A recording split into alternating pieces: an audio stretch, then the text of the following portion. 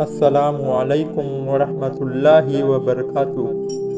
دوستو، استقبال ہے آپ کا ہمارے چینل پر۔ آج ہم آپ کو ایسا واقعہ سنانے والے ہیں جسے خود ہمارے نبی صلی اللہ علیہ وسلم نے سنایا ہے۔ تو چلیے آج کے واقعے کی طرف چلتے ہیں۔ دوستو، حضرت جابر سے ایک لمبی روایت منقول ہے جو صحیح سند کے ساتھ مروی ہے، اور اس حدیث کو امام منذری نے ترغیب و ترہیب نے نقل کیا ہے۔ حضرت جابر فرماتے ہیں کہ آپ صلی اللہ علیہ وسلم نے ایک دفعہ گھر سے باہر تشریف لا کر فرمایا، ابھی میرے دوست حضرت جبرائیل علیہ السلام تشریف لائے تھے اور یہ فرمایا، پچھلی امتوں میں سے اللہ کا ایک بندہ اپنے گھر بار، عزیز و اقارب، مال و دولت سب کچھ چھوڑ کر سمندر کے بیچ میں پہاڑ نما ایک ٹیلا تھا، اس میں جا کر عبادت کرنا شروع کر دی۔ وہ سمندر اتنا وسیع تھا کہ اس میں ٹیلے کی ہر جانب 4,000 فسرخ دوری تک سمندر تھا۔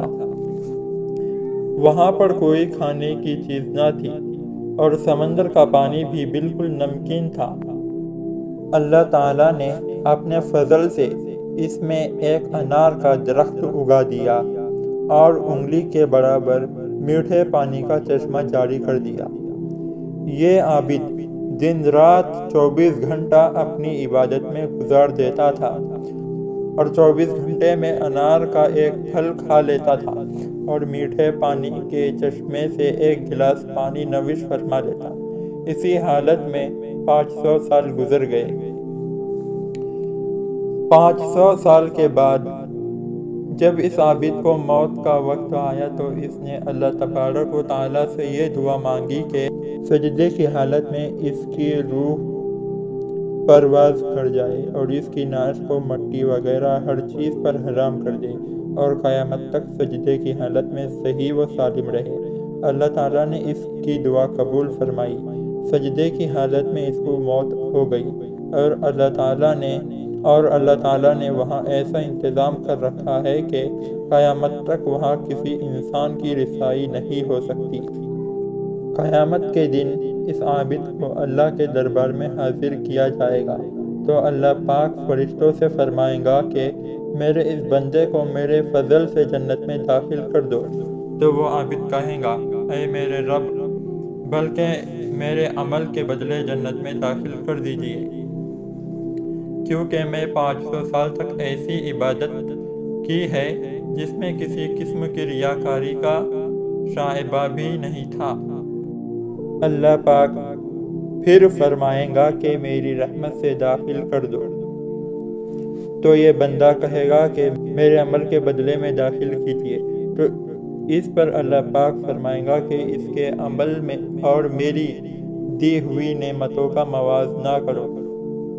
موازنہ کر کے دیکھا جائے گا کہ اللہ نے جو اس کو بینائی عطا فرمائی ہے، صرف بینائی کی نعمت اس کی 500 سال کی عبادت کا احاطہ کر لے گی۔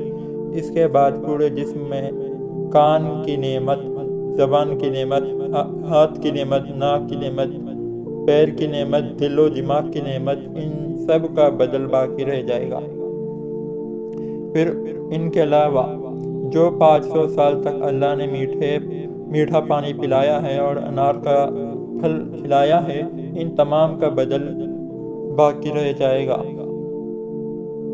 تو اللہ پاک فرمائے گا، اس کی 500 سال کی عبادت تو صرف ایک نعمت کے بدلے میں ختم ہو گئی، ہماری باقی نعمتوں کا بدل کہاں ہے، لہٰذا اس کو جہنم میں داخل کر دو۔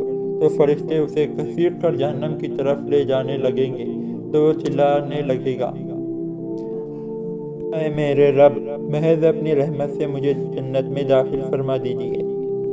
اللہ کی طرف سے کہا جائے گا کہ تجھے تو اپنی 500 سال کی عبادت پر بڑا ناز تھا، اب تیری عبادت کہاں چلی گئی؟ اور خطرناک سمندر کے بیچ میں میں نے تجھے انار کے پھل کھلائے، پھر 500 سال تک مسلسل میٹھا پانی پلایا۔ میری ان نعمتوں کے بدلے تم کیا لائے ہو؟ تو وہ کہے گا، اے اللہ، آپ اپنی رحمت سے مجھے جنت میں داخل فرمائیے۔